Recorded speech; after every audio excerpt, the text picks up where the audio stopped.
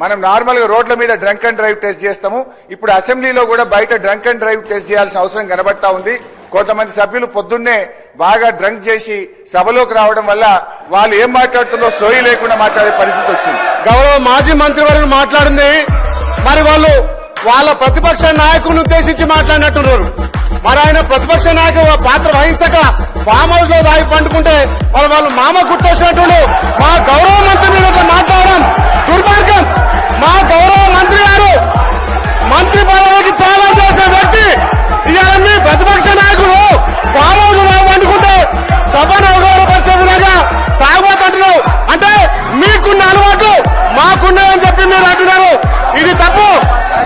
అధ్యక్ష, గతంలో చూడండి మీ మాజీ ముఖ్యమంత్రి హెలికాప్టర్ లో తాగి పడ్డ సంగతి ఇక తెలంగాణ ప్రజలు తాగి ఎవరు హెలికాప్టర్ కింద పడ్డారు, తాగి ఎవరు ఫామ్ అవుతుంటారు.